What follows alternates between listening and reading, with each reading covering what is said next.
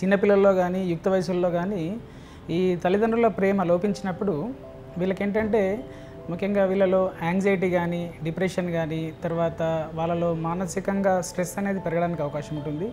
ఈ stress level పెరిగినప్పుడు పిల్లలు చెడుదారి పట్టడానికి అవకాశం ఎక్కువ ఉంటుంది. ముఖ్యంగా ఏంటంటే ఈ మధ్యకాలంలో చూస్తున్నాం, ఎందుకంటే ఎవరైతే తల్లిదండ్రుల నుంచి దూరంగా పెరిగే పిల్లలు కానీ లేకపోతే ప్రేమకు నోచుకొని పిల్లలు కానీ లేకపోతే తల్లిదండ్రుల నుంచి సపరేట్ అయిన పిల్లలు ఏంటంటే వాళ్ళని కంట్రోల్ చేసే సిస్టమ్ అనేది, అంటే వాళ్ళు ఏదైనా చెడు దారిలోకి వెళ్తుంటే వాళ్ళకి చెప్పేవాళ్ళు లేకపోవడం వలన ఈ చెడు వ్యసనాలు ముఖ్యంగా ఆల్కహాల్ కానీ సిగరెట్ కానీ గుట్కా గంజాయి సిగరెట్ తర్వాత తంబాకు నమలడము, అంతేకాకుండా ఏంటంటే ఈ ముఖ్యంగా రైల్వే స్టేషన్స్లో కానీ తర్వాత ఈ బస్ స్టేషన్ చుట్టూ తిరిగే పిల్లలు కొందరు ఈ వైట్నర్ అనే ఒక సబ్స్టెన్స్కు బానిస అవుతున్నారు.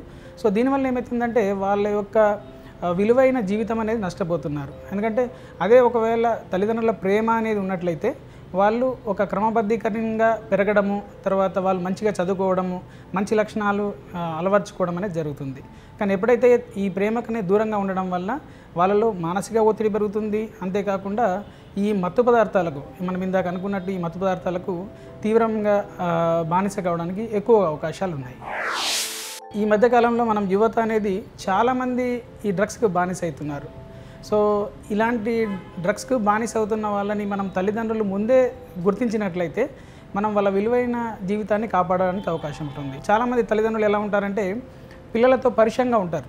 ఎందుకంటే మీరు సరే చదవడం లేదు, ఎక్కువ టీవీ చూస్తున్నారు, ఎక్కువ సెల్ ఫోన్ మాట్లాడుతున్నారు అని నెగిటివ్గా వాళ్ళని పిల్లల్ని తిట్టడం వల్ల ఏమవుతుందంటే తల్లిదండ్రులతో ఫ్రెండ్లీగా ఉండడం తగ్గుతుంది. సో ముఖ్యంగా ఏంటంటే ఇట్లాంటి టైంలో ఈ మత్తు పదార్థాలకు బానిస కావడానికి ఎక్కువ అవకాశం ఉంటుంది. కాబట్టి తల్లిదండ్రులు ఏంటంటే వాళ్ళతోని ఒక స్నేహంగా ఉంటూ వాళ్ళు ఏం చేస్తున్నారని తెలుసుకోవడం ఇంపార్టెంట్.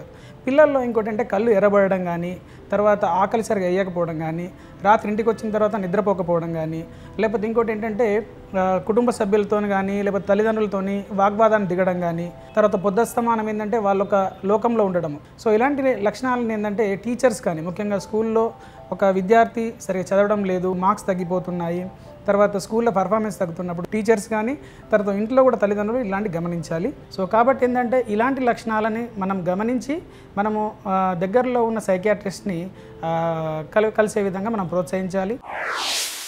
ఈ మత్తు పదార్థాలకు బానిసైన యువతతో కానీ లేకపోతే తల్లిదండ్రులు పిల్లలతో కానీ ఒక సఖ్యంగా ఉండాలి. ఎందుకంటే చాలామంది ఏంటంటే పేరెంట్స్ ఏం చేస్తుంటారంటే వాళ్ళకు పిల్లడు మత్తు పదార్థాలు తీసుకుంటున్నాడని తెలియగానే వాళ్ళని పిల్లల్ని కొట్టడం కానీ తిట్టడం కానీ తర్వాత వాళ్ళని పరుషంగా మాట్లాడడం చేస్తుంటారు. సో ఇలా చేయడం వల్ల ఏమవుతుందంటే వాళ్ళలో ఇంకా మొండితనం పెరిగి వాళ్ళైతే కొన్ని విషయాలు తల్లిదండ్రుల దగ్గర దాచి ఉంచడానికి అవకాశం ఎక్కువ ఉంటుంది.